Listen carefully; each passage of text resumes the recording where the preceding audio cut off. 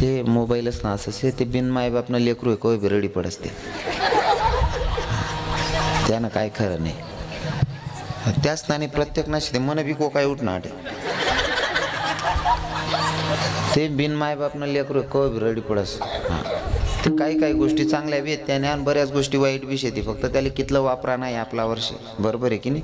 कितलं वापरा नाही आपला आणि म्हणा असं मला जे सापडे की का तर निघ जास मी मला मोबाईल जर सांगायला 2 तास सांगतो मी मोबाईल पण नेमकं मला सुटी जाई ना मला जे सांग नाही ते हे मोबाईलच नाही इथला सत्यानाश करेल ना इथला येडावी झालं काही लोक रात दिन मोबाईल एक भाऊ ते मोबाईल चालवता ते व्हॉट्सअप मोबाईल ना तो व्हॉट्सअप चालवता दुसरा घरमा घुशी घ्या.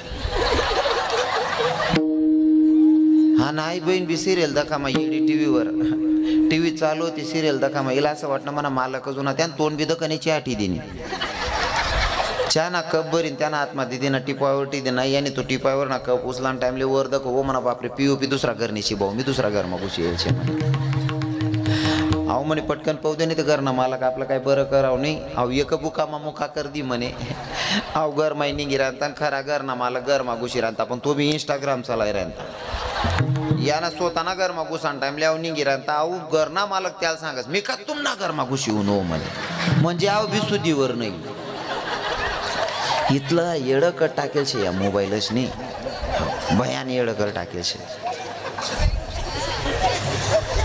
आता पत्नीनं सांगितलं म्हणे धनी तुम्हाला मान्य आहे ना माझ्याशिवाय तुमची इज्जत नाही म्हणले मला सगळी गोष्ट मान्य आहे फक्त आता इज्जत राख बाहेरून बाई सर्व लोकच म्हणे तुमले काय वाटस मी मन नवराल पुरण वाटायला बोलावं का अजिबात नाही. माझ्या नवऱ्याच्या सभेला एवढी लोक आलेली आहेत एवढी लोक खाली कसं काय जातील म्हणले मी पुरण वाटून ठेवलं होतं माझ्या नवऱ्याला सांगितलं तुमच्या हातानं पुरण वाटून द्या गोडतोंड करून द्या लोकांचा. हा इज्जत राखली का नाही या माईनं इज्जत राखायची का विकायची या माईच्या हातात आहे. आणि शांतीब्रह्म नाथबाबांना जेव्हा शांतीब्रह्मपद प्राप्त झालं स्वतः तर शांत होतेच पण त्यांची पत्नीचा सुद्धा तेवढाच सपोर्ट होता कारण माणूस एकटा काहीच नाही करत त्याला पत्नीचा सपोर्ट असल्याशिवाय माणसाचं शहाणपण नाही. ज्याने बायको शहाणी त्यांना संसार शहाणा रास बरोबर आहे की नाही. ज्याने बायको समजदार त्यांना संसार समजदार चांगला रास हो पण आटेपटे बाया चांगल्याच होतील बा.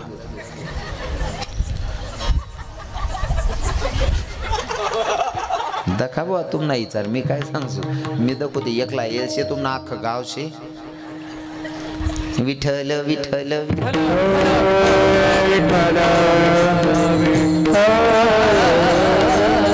आणि ती शांती ब्रह्मनाथ बाबा प्रत्येक जीवाला संदेश देता की भैया भगवंताच्या जवळ जायचं असेल तर त्याच्यासाठी तुम्हाला देवाला काय आवडतं ते करावं लागेल. मग देवाला काय आवडतंय देवाला आवडणारा प्रकार तुम्हाला करायचा. मग साधकांनी सांगितलं देवाला काय नाथ बाबा समाजाला सांगत असताना सांगतात भैया जर भगवंताच्या नजदीक जायचं असेल देवाच्या जवळ जायचं असेल तर देवाला आवडेल ते करावं लागेल. मग देवाला काय आवडेल प्रश्न होता साधकांचा. नाथ बाबांनी सांगितलं देवाला आवडणारा पहिला प्रकार आवडे देवासी तो एका प्रकार नामाचा उच्चार रात्रंदिवस नामचिंतन केलं का तो भक्त देवाला आवडतो.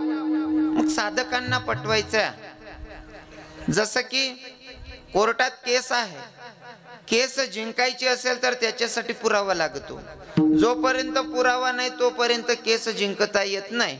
मग आपल्याला रात्रंदिवस नामचिंतन केल्याच्या नंतर भगवंताची प्राप्ती झाली असा कोणता भक्त आहे का हो आहे ना भरपूर भक्त सांगता येतील पण त्याच्यातलं साधं आणि सोपं मला सांगायला आवडतंय. भिल्ल समाजामध्ये एक माय जन्माला आली संत तिचं नाव होतं काय नाव होतं माया हो शबरी माता बरोबर. शबरी माता कोणत्या समाजाची होती भिल्ल समाजाची होती. शबरी मातेनं काय त्याग केलं होतं माहिती आहे का लहानपणी शबरी आईचं लग्न ठरलं शॉर्टकट सांगतोय कारण वाजले 10:30 तुम नाते फक्त राहिलेत मनकडे अर्धा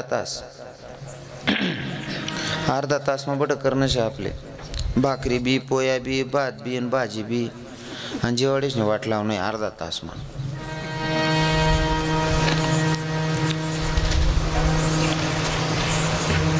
शबरी आईचं चरित्र जर सांगाय गेलो शबरी आई पहिली राजाची राणी होती. राजाची राणी होती कुंभमेळा लागला शबरी आईला दर्शनाला जायचं होतं साधू महात्म्यांचं. पतिदेवाला सांगितलं राजांना मला की नाही कुंभमेळ्यामध्ये साधू संतांच्या दर्शनासाठी जायचे. साधू संतांच्या दर्शनासाठी जायचे. राजानं सांगितलं तू काय साधारण परिवारातली बाई नाही, तू राजाची राणी आहे, तुला जाणं एवढं सोपं नाही. तुला जर जायचं असेल तर अगोदर पूर्ण नियोजन करावं लागेल, तुला पालखीत बसवावं लागेल, हो ते ढोल नगारे वाजतील आणि मग तुझी एंट्री होईल, म्हणजे तुझं जाणं होईल. हां, आणि एवढं सहज नाही, तू राजाची राणी, तुझा चेहरा कोणी बघायला नाही पाहिजे, म्हणून तुला कमीत कमी एवढा घुंगट टाकणं पडेल. केवढा? हां, पहिले तर सगळ्या माझ्या बहिणींना, माझ्या माया असले सांगान गरज नाही, माझ्या बहिणींना एक रिक्वेस्ट असेल, विनंती असेल, सर्व बहिणीशी डोक्यावर पदर टाकल्या, डोक्यावर पदर लिहिल्या बहिणीसून टाका फटाफट, कारण मी नीचे कवय काय बोली पडसो तुमले वाईट नको वाटाले. होय गे का बोलू आते? हां, दाखव कितलं भारी वातावरण आहे गे, शेका काय ताना ते असं डोक्यावर पदर टाकलो बहिणीसून, भारी वाटत बाईन जा. डोक्यावर पदरवाली बाईल दे कोणा असा जीव करस ना, बापरे गडवर नाही माया जुनी भाऊ, बहीण नका मंदिर बांध टाकू बा असा जीव करत, आणि बिगर पदरनी बाईल तर का, ओ बापरे चुरड कधी बी राय नाही पदर टाकली हो बहिणीसून. कारण तुमच्या डोक्यावरचा पदर आहे ना, तुमच्या डोक्यावरचा पदर तुमची एवढी इज्जत वाढवतो. जसं उदाहरण म्हणून सांगतो मी, तुम्हाला घरमा नेसाने साडी खूप वैगे ते 500-600 रुपयांनी साडी राहत, बरोबर आहे ना ताई? 500-600 रुपयाची साडी असते, 500 रुपयांची साडी, 600 रुपयांची साडी, 600 रुपयाची साडी आहे सहावार साडी, म्हणजे 6 मीटरची साडी 600 रुपयाची आहे. मग तुम्हाला मीटर कितला मग पड आहे ना 100 रुपयात, बरोबर आहे ना? 100 रुपयानं 1 मीटर, पदर कितला मीटर ना रास 1 मीटर ना, मग तो कितला ना पडना आपले 100 रुपयाना. 100 रुपयाना पदर जर डोक्यावर आहे ना, या टोपीवाला बाबा तुम्हाला करोड रुपयानी इज्जत तुम्हाला बापनी वाढाय जातस. मनीषी डोक्यावर पदर लिहिलो काय फरक पडस, पदर लिहा मग काही नुकसान शे का? चला बा पदर लेता लेता मालेगावना स्टँडवर 25 बाया मरी घ्यात महाराज, त्यामुळे आम्ही पदर लेते असं काही शे का? बाकी नाही बहिणी सांगते महाराज कामधंदा पडी जात घरमा पडी घ्यात वांदा नाही, बाहेर निघाण टाइमली टाकले हो डोकावर. बाया सांगते नाही महाराज सटकी जास हो बहीण सकाळ मग चुका ठोकीले जाय पण त्याला धडकावत जाय, काय फरक पडणार ना पदरल्या मग काय फरक पडणार? आपली संस्कृती. पण पदर पहिले बाया इथला पदर लिहित, या टोपीवाला बाबा असले माहिती असेल एवढा पदर राह एवढा घुंगट राह, पण तो असा करता करता आठवू ना हा ते तुम्ही लिहायचे ना इथला तटेन बी हाते बाकी रे बाईस नाटे बुचडावरी घ्या, हा ते इथला खाली उतरी घ्या, तो लेवानाच काम ना नाही राहिले मोक्या राहतो हाते. हो जसं एखादं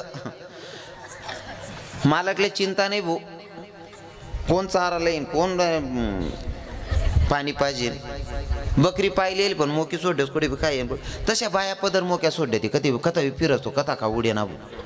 हो तो पदर आहे ना बहिणी सोन डोकावर दडकायले जाऊ तुम्ही म्हणे माया बहिणी तुमले मी वाईट बोलाव नाही, पहिले तर तुम्हाला पाय पडीन सांगा कसं आहे ना, अरे विठ्ठल विठ्ठल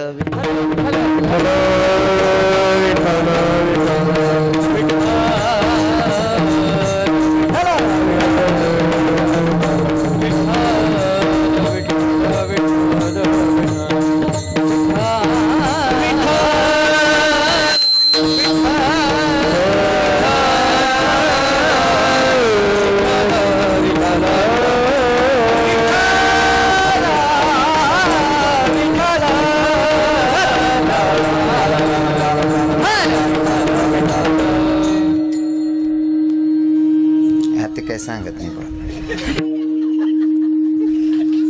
शबरी आईला पाळा किडा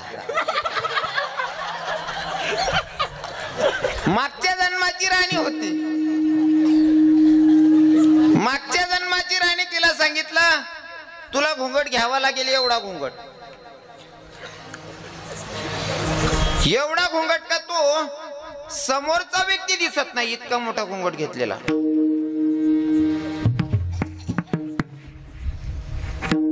पालखीत बसवलेल्या आहे राणीला, कुंभमेळ्यात उतरली, साधू संतांचं दर्शन घ्यायचं पण पदर घ्यायची पद्धत जरा जास्तीची झाली होती. इतका पाहिजे होता तर तो इथपर्यंत झाला, कारण राजाचं मत होतं तू राजाची राणी या, तुझं दर्शन सहजासहजी कोणाला झालं नाही पाहिजे, म्हणून तू पदर एवढा घे की तुझं तोंड नाही दिसलं पाहिजे. एवढा पदर आहे. जेव्हा दर्शनासाठी गेली साधू संतांचं दर्शनच झालं नाही, घरी आली भगवंताच्या मंदिरात बसली, उभी राहिली आणि देवाला सांगितलं देवा राजाची राणी बनून जर मला साधू संतांचं दर्शन होत नसेल तर पुढच्या जन्मामध्ये कोणत्या गरीब समाजात जन्माला घाल, पण मला साधू संतांची सेवा झाली पाहिजे म्हणते. मग साधू संतांची सेवा झाली पाहिजे अशी मागणी देवाकडे मागितली. भिल्ल समाजामध्ये शबरी माता शबर राजाच्या पोटी जन्माला आली. 9 वर्षाची शबरी माता,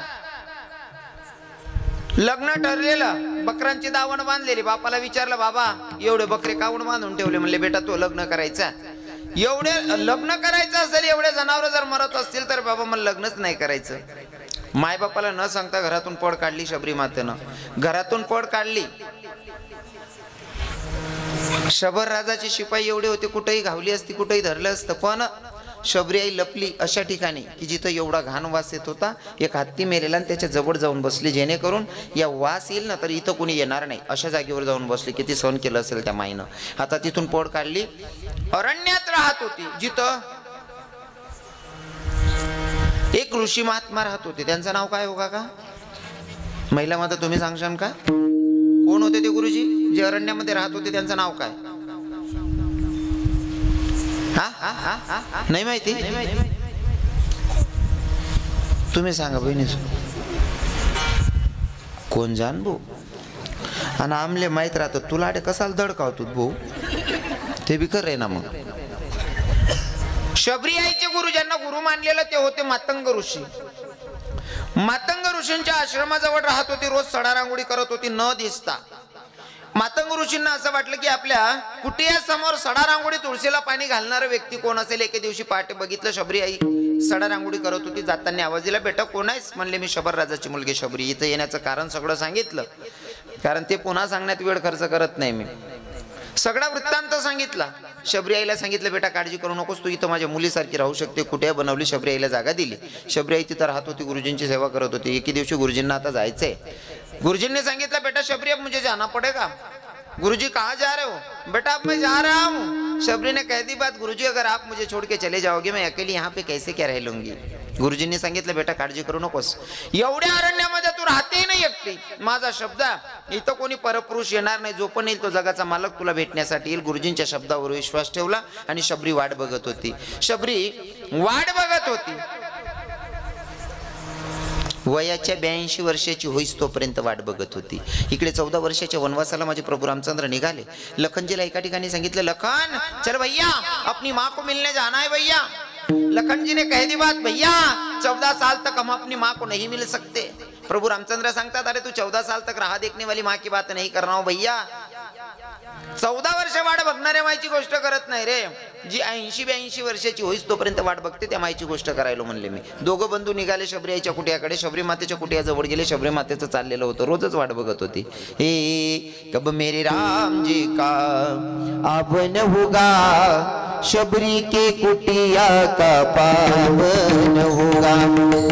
कब मेरे राम जी का होगा, शबरी के कुटिया का पावन होगा.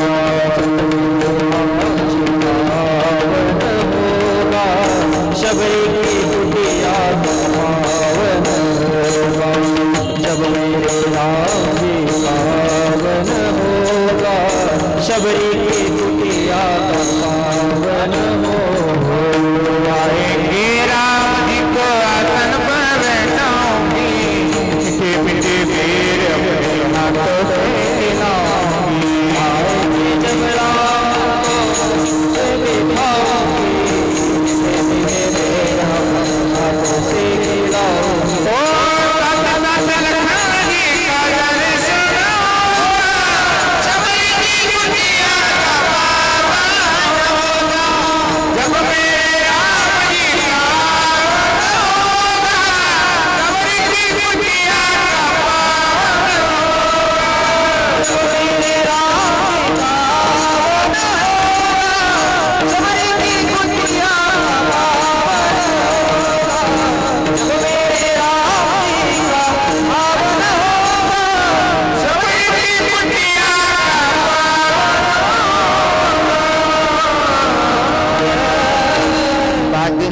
जाऊंगी कलिया चुन लाऊंगी, अपने ही हाथों से मैं प्रभु को पहनाऊंगी। फूलों की थाली में चंदन होगा, शबरी की कुटिया का पावन होगा। रोजची वाट बघत होती शबरी माता। एके दिवशी प्रभू रामचंद्र लखनजींना घेऊन आले आणि घेऊन आल्याच्या नंतर शबरी मातेच्या समोर उभे आहेत। शबरी मातेला दिसत नाही, पण विश्वास गुरुजींच्या शब्दावर जो पण येईल दारात तो जगाचा मालकच येईल, परपुरुष कोणी येणार नाही। त्या शब्दावर विश्वास ठेवून शबरी आई वाट बघत होती, खरा उतरला तो शब्द। आता भगवंताचं दर्शन झालं। मला फक्त एवढंच विचारायचं, शबरी आईला गुरुजींनी सांगितलं जर तुला भगवंताची प्राप्ती करून घ्यायची असेल शबरी, इथं कोणीच येणार नाही, पण तुला रात्रंदिवस नामचिंतन करायचा। शबरी आईने रात्रंदिवस नामचिंतन केलं म्हणून जगाच्या मालकाची गाठभेट झाली। रात्रंदिवस नामचिंतन केलं म्हणून शबरी आईला भगवंताची प्राप्ती झाली। अजून सांगू का, शबरी आईचा एवढा मोठा त्याग। बापाला विचारलं, बाबा एवढे बकरे काऊन बांधून ठेवले? म्हणले, बेटा तो लग्न करायचं ना, तुझं लग्न करायचं ना, म्हणून हे बकरे बांधून ठेवले। शबरी म्हणते, जर एवढे जनावर मरत असतील मला लग्नच नाही करायचं। किती दया आहे हो, किती दया आहे। कोण समाज होती बिचारी? मला पहिले तर समाज सांगायचा अजिबात आवडत नाही बाबा। जातीपातीचा परमार्थ आपल्याला आवडतच नाही, आणि खरं तर आमच्या संतांची शिकवण आहे हो, इथं जात वित गोत कुलशील मात भजकात वरित भावना युक्त, नाही का? इथं भावनेला किंमत आहे। भाव चांगला असेल तर भगवंत भेटतो। माझा देव कधी जातपात बघत नाही, आमचे संत कधी जातपात बघत नाही। वारकरी संप्रदाय तर जातीपातीला मानतच नाही। माणूस एक जात आहे, आणि जर तुम्ही वैष्णव असाल तर आमच्यासाठी आपण विशेष जातीचे आहात हो, म्हणून जातपातली किंमत नाही। पण तुम्हाला परिचयासाठी सांगणं पड रहा ना। शबरी माय कोणत्या जातनी होती बहिणी जो हो माया सो? शबरी कोण जातनी होती? भिल्ल समाजाची शबरी, बरोबर आहे ना? भिल्ल समाजाची शबरी सांगितली ना। हा म्हणा काय वेचच खिचडी खिचडी येतात लगे असायला लागेल, म्हणजे खिचडी ना किडा पाडी ना जो बहिणीले समजी। खरं तर मला त्यांनी असे सांगितलं की ते अगोदर पोवार होते, पोवारचे वाघमारे झाले, त्यामुळे बी मारे काट टाक वाघ राहायला। तेच थोडं झालं माझ्याकडनं गोड, पण आमचे दादासाहेबांनी वाघसाहेबांनी सांगितलं काही झालं तरी आमच्या गावात तुम्हाला दीपावलीमध्ये यायचंय महाराज, आणि त्यांच्या अनुषंगानं मला तुम्हा मातापित्यांचं दर्शन घडलं। खरं तर कीर्तनाचं आयोजन करणं आणि तुम्ही लोकांनी सुद्धा कीर्तनात येऊन बसणं याच्यासाठी सुद्धा पुण्याचा साठा असावा लागतो। काही लोक म्हणतात घरी बसल्या बसल्या लोक सांगतात ना रातले कीर्तन होतं भाऊ आमका आमका महाराज, लोक पडी पडी सांगतात नको भाऊ कीर्तन आपल्याने चालत होते। तुले कीर्तन चालत नाही असं मनापेक्षा म्हणा देवले तू चालत नाही रे, त्यानं तुला अडी येऊच देणं नाही पाप पिले। इथं येण्यासाठी पुण्याचा साठाचा असावा लागतो महाराज, बरोबर आहे की नाही?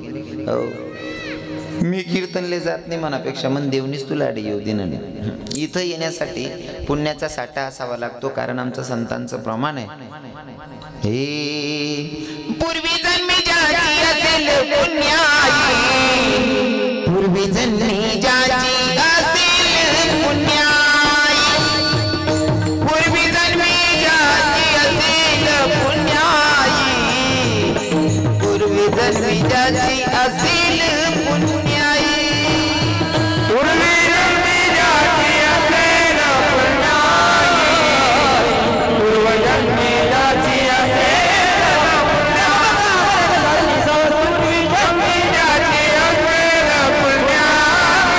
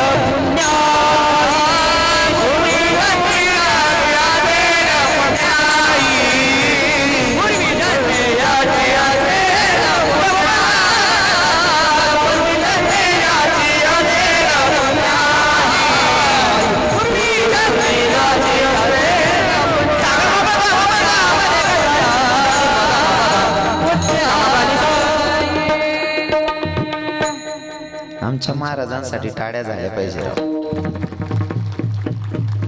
खतरनाक काम है महाराज. बात ऐसे है ना, अगर संगत अच्छी मिल जाए तो भाई पंगत में भी मजा आ जाता है. विठल विठल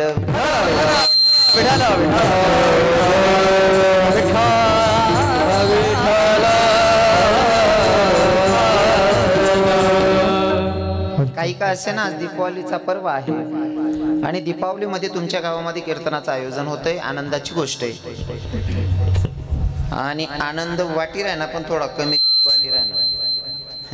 तुम्ही म्हणसा ना असा कमी कमी आनंद कस काय वाटी राहणार. मला कीर्तनशी अहो आनंद आहे, पण कीर्तन ना मानले लोक नाही येईल शेत. अहो आनंद आहे मला कमी. असं असं टाला टाला बसलेत ना तुम्ही. असा कथा कथा बडशात ना पुढे असा कथा कथा पाणी पडी टाला टाला नेमून बजेट तरी बसा तुम्ही अजून बी. विठ्ठल विठ्ठल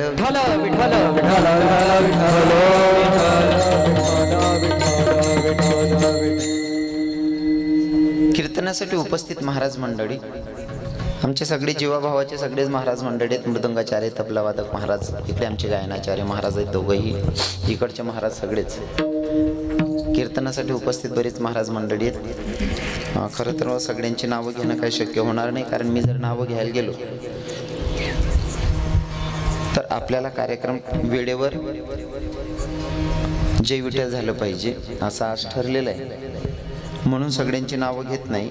आलेले सगळे माझ्यापेक्षा ज्ञानामानाने मोठे असणारे प्रत्येकांच्या पायाला स्पर्श करतो आणि अभंगाकडे वळतो. विठ्ठल विठ्ठल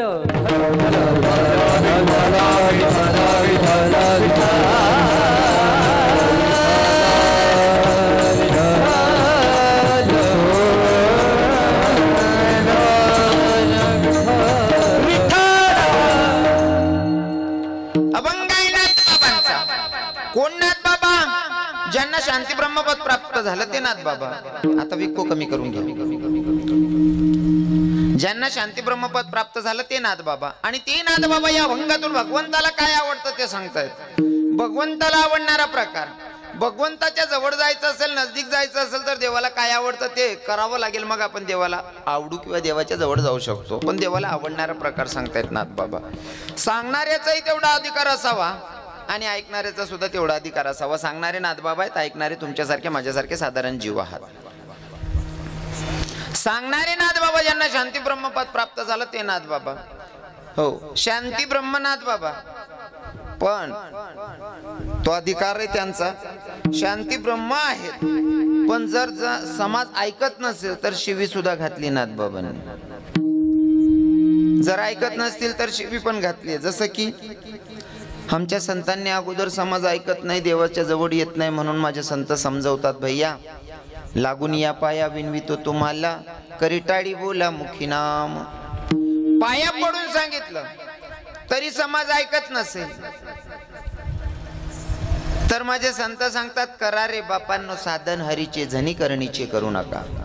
पहिले पाया पडून सांगितलं तरी ऐकत नाही.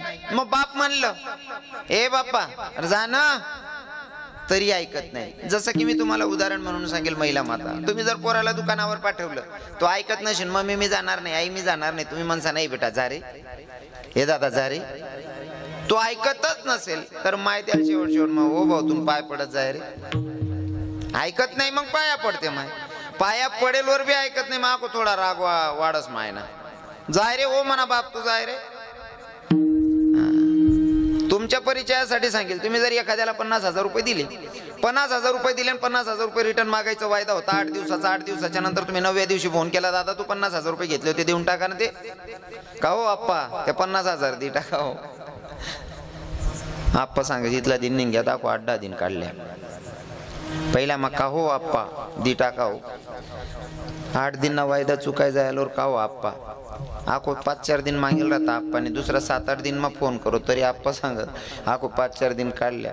मग का हो आप्पा ना मग शेवट का रे आप्पा अरे त्या दी टाकणार हा हो का ना निष्ठा बट ना मग शेवट आरे कार्यावर उतरणं पडत. बरोबर आहे की नाही. हा, तसं संतांनी अगोदर पाया पडले, बाप म्हणलं नाही ऐकलं, मग आरे कार्याची भाषा वापरली. उठा जागी वारी आता, उठा जागी वारी आता, उठा जागी वारी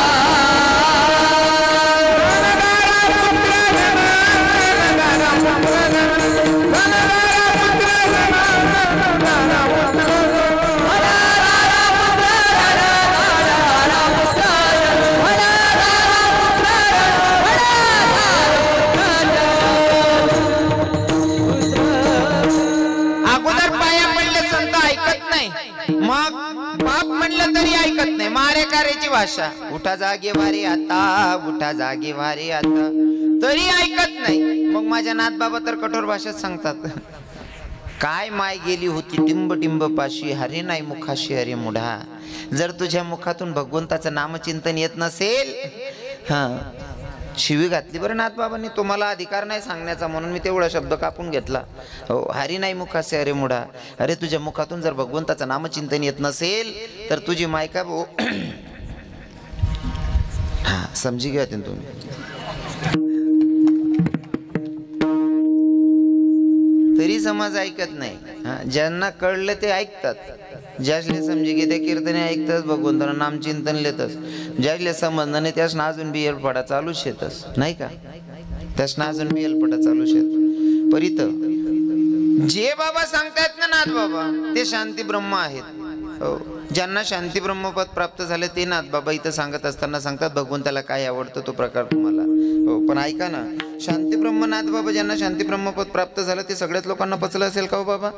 जेव्हा नाथ बाबांना शांती ब्रह्मपद प्राप्त झालं ते सगळ्याच लोकांना पचलं असेल दादासाहेब? अजिबात नाही. काही काही लोकच ना पोटमा दुखणंच होईल. कारण एखादा जर तुम्ही चांगलं काम करायला निघणार, चला बुवा आमनी गलीमा गटार आहे, आई गटारले आता असं करत ग्रामपंचायतना कामे करतात नाही, 2, 4, 5 हजार 10 हजार रुपये म्हणा करते का जायत ना, पण मन रस्ता क्लिअर करले हो मन गलीना. एखादा माणूसने जर स्व खर्च ते 2, 4 ट्रॅक्टर मुरुमला येऊन आणि ते टाकीले ना रस्ता क्लिअर करली ना, त्याला अख्खं गाव चांगलं म्हणस का? हा, ज्यासनी बुद्धी चांगली त्या सांगतील काही काशे ना भाऊ आप्पानी करबो चांगलं काम, दादानी करबो चांगलं काम. ज्यासले किडा पाडणार त्या एकच हा फुकट कोण करस कार त्याला ग्रामपंचायत मग काहीतरी भेट नव्ही रे, पाडात का किडा. जेव्हा माणूस काही चांगलं करायला निघतो ना, हो तर कार्य करणारे असतातच महाराज, किडे पाडणारे असतातच. पण आहे ना चांगलं कार्य करत असताना लोक काय म्हणतील हे डोक्यातून फॅट पहिले काढून टाकायचं. कारण जेव्हा आपण काही चांगलं करायला निघतो ना तर कोणी चांगलं सगळे चांगलं म्हणतील असं नाही. हां, मी नेहमी उदाहरण देतो. यावर्षीचं माझं ठरलेलं उदाहरण आहे. हे लाईट लावलेत आपण कशासाठी लावले तो बाबा? लाईट कशासाठी लावलेत आपण? उजळ करण्यासाठी, बरोबर आहे ना? लाईट लावलेत उजळ करण्यासाठी, बरोबर आहे ना बहिणी सोन माया सोन? या लाईटी आपण कसा करता लावायच्यातच उजाळ करायसाठी. पण जटे उजाळ्या करू का तटेच किडा पडतस. या सोप्या सोप्या गोष्टी शेतीच्या जटे उजाळ्या करायला जाऊ का तटेच किडा पडतस. पण एक गोष्ट ध्यानमा ठेवा ना, हाय नुसतं देखीच नाही सांगितली नाही, ऐकू नका यान पुढे बी ऐका. हा त्या लाईट ना जोडे कितला का किडा गर्दी करेत ना, कितला का किडा गर्दी करेत ना. हा लाईट आहे ना बंद नाही बस, कारण त्याला माहितीशी या किडा उजी वय घेते पायटेपर्यंत मरी जायला राहतील, आपल्या हाकू सकाळी चालू होणं मनीषीन किडा असना वर्ष लागानच नाही जीवन जगत असताना. हो, पण नाथ बाबा शांती ब्रह्म आहेत. आणि काही लोकांनी परीक्षा घ्यायचं ठरवलं. एका येवणानं नाथ बाबांच्या अंगावर थुंकावं दादा 108 वेळेस. 108 वेळेस थुंकल्याच्या नंतर नाथ बाबांनी वरती सुद्धा नाही बघितलं. त्या येवणाला लाज वाटली, येऊन नाथ बाबांचे पाय धरले बरं का. आता इथं पण बघा तवय ना दुश्मन सुद्धा खानदानी होतात बाबा, तवय दुश्मन सुद्धा खानदानी होतात, त्याले सुद्धा लाज वाटणी. मी अंगावर थुंकलो तरी सुद्धा नाथ बाबा वरती बघत नाही, त्या येवणाने येऊन पाय धरावे एवढा खानदानी दुश्मन बी होतात. हा ते कसं काय वातावरण आहे काका? हा ते जिथला किडा पाडता येते तिथला पाडता जास्त वाढवतो दुश्मनी, बरोबर आहे ना? अजूनही जगायची पद्धत आपल्याला काही लोकांना कळलेली नाही. ज्यांना कळली ते सुखी येतं, पण काही लोकेशला अजून बी कळी नाही राहिली. हो, आमचे ढोक बाबा सांगतात आणि मी ते लहानपणी ऐकलेलं, मी चोरलेलं आहे ते मटेरियल. हो, ढोक बाबा सांगतात दुश्मन सुद्धा खानदानी पाहिजे. कितला खानदानी पाहिजे माहिती आहे का? समोरासमोर घर होतात म्हणे, समोरासमोर घर होतात. इतका कट्टर दुश्मन एकमेकनं तोंड डेकेत नाही. एक दिवस अहो भाऊले बैर दिशाला जाणं होतं, बैर दिशा समजस ना पण तुमले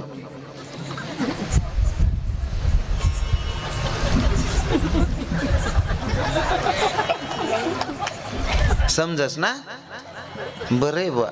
नाही ते मी बिनकाम ना वात्या कुठसून तुमले समजावणे. हा वायबार थकसो मी, बरोबर आहे का नाही. ज्यासनी करता रांधेल त्यासनी खावायला पाहिजे. नाही ते मनबड फेकाय राय ना वायबार असं नको आले, तुमले समजायला पाहिजे.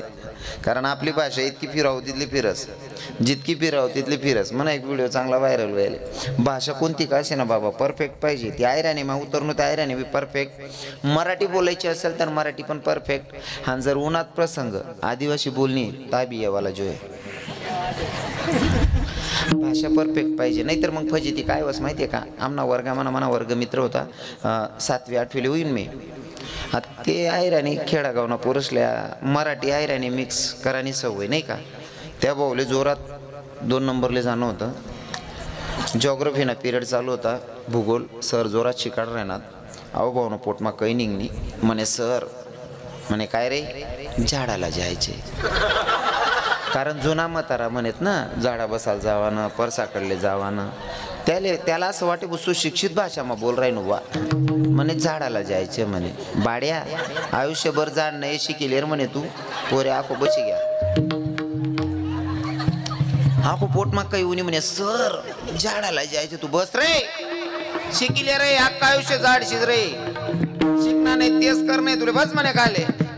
बाड्या आखो बशी घ्या, आखो 2-4 मिनिटं मग कळून सर बटा बाल्या असा बस नका नाही. 2-3 मिनिटाले नुसता रूम असा आत्तरणा वास मारे. बाकी ना पोरे म्हणे सर वास घाण येतोय म्हणे. काय झालं रे म्हणे. बाड्यान पराक्रम कर टाका म्हणे. सर उन्हात बाड्यान जोडे का रे बाड्या, तुला अक्कल आहे का, कमीत कमी सांगायला पाहिजे ना रे.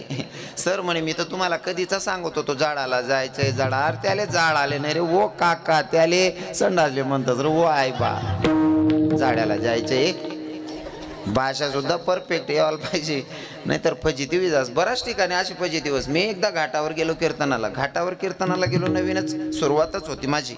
घाटावर कीर्तनाला गेलो मी, विनोद करत होतो. माझे विनोद जोरात चालले पण त्या काय आशेत नाही. मला असं वाटणं म्हणतं काय पसनो भो मी. कीर्तन नंतर 2 म्हातारा मन जोडे उन्हात म्हणे. महाराज म्हणलं काय बाबा म्हणे. अभंग बिभंग भारी सोडा म्हणे तुम्ही. मंद मग म्हणे मध्ये मध्ये कोणची भाषा बोलत होते आम्हाला काही कळ ना. मग तवय मला समज ओ भाऊ आपला माल आता नाही खपस रे भो म्हणतं. मग तवयच ना मी आता स्टॉपला फिरायला राहिलो. आता गौजने धंदा आले काय जाता धंदा असता फिरू ना काय कथा गले फिरायला. पण मन ध्यान भावना होत आता काय धंदा होत नाही. मग आता बरं आहे बा म्हणतं. बोललं तर बोलणं कळलं पाहिजे तर बोललेला अर्थ आहे ना. तर उगाच काय थकायचं, बरोबर आहे की नाही. बोलेल कळायला बी पाहिजे. एक ठिकाणी नवीनच कार्यक्रमला जायला होतो मी. बॅगटी पिशवी जडेठी ते मारवाडी काकानं घर होतं महाराजची. मारवाडी काकाकडे पिशवीठी ती काकूनी चहा ना. चहा एवढा भारी होता ना बहिणीस्वर. म्हणता चहा जर इथलं भारी शेती जेवण लय भारी भेटीन बा.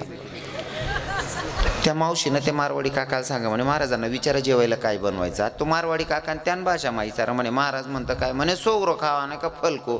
मला सोगरो बी समजेन आणि फलको बी समजेन. मी म्हणता आई फलको जरा हलकटशे मी सोगरो सांग दे ना.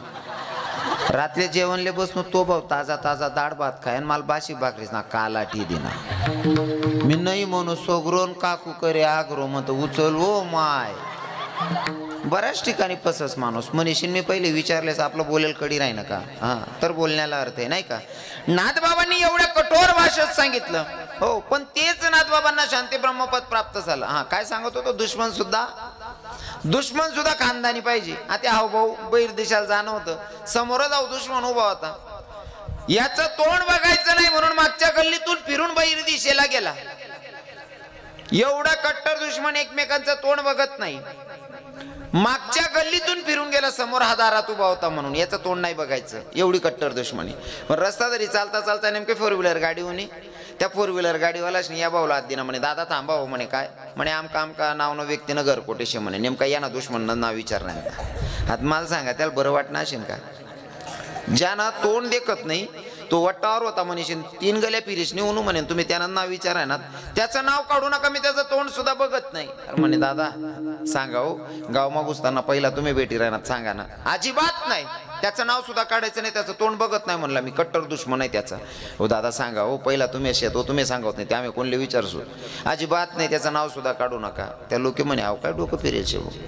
पण त्या माणसाने पुन्हा विचारलं तुम्ही ज्याच्याकडे जातात त्याच्याकडे काय कामासाठी चाललात? काय नाही म्हणे, त्याच ना मोठा पोऱ्याला आमने पोर देणेशे म्हणे. त्यांना चांगलं सांगून का बहिणीसो कितला किडा पाडा होते.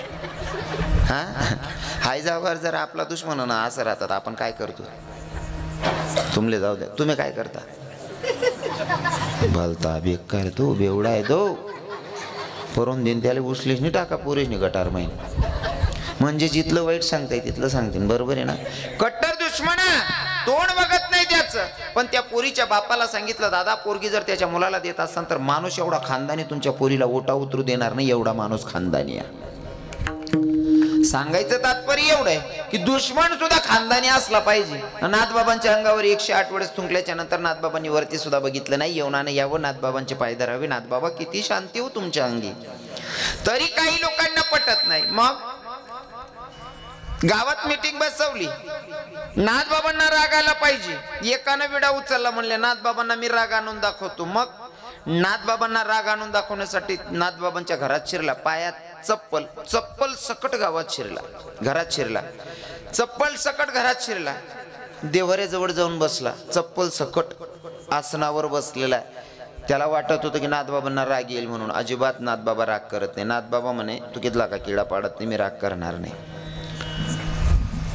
नाथबाबांनी त्यांच्या पत्नीला सांगितलं, म्हणले गिरिजा ऐक ना, आपला धर्म, आपले धर्मग्रंथ आपल्याला शिकवतात की अतिथी देवो भव. आलेला अतिथी आपल्यासाठी भगवंत असतो आणि भगवंताची सेवा हे आपलं आद्य कर्तव्य. तू काहीतरी स्वयंपाक लाव, काहीतरी स्वयंपाक लाव म्हणले. कारण अतिथी देव भव, बरोबर आहे ना? येणारा अतिथी बहिणी हो, माया हो, येणारा अतिथी आपल्यासाठी भगवंतच असतो, बरोबर आहे की नाही? बरोबर आहे ना? येणारा अतिथी आपल्यासाठी भगवंत असतो. येणारा अतिथी नाराज झाला नाही पाहिजे, त्याच्या मनाची एवढी काळजी घ्यायची. बरं, येणारा पाहुणा दुःखी अंतकरण करेश नाही, जावायला नको, एवढी सेवा करा आणि की तो खुश होई जावायला पाहिजे, तेव्हा लक्ष्मी टिकच. बरं का बहिणीस? हो, पण येणारा अतिथी बी तेवढा खानदानी पाहिजे बा. कारण पाहुणा पैकीतला दिन ना चांगला राहतास, एक दिन किंवा दुसरा दिन, बरोबर आहे ना? आपला जुना लोकेशनी म्हणे पहिला दिन ना पाहुणा, दुसरा दिन ना पै, तिसरा दिन ले राईस घ्या, तुन लाज कधी गई.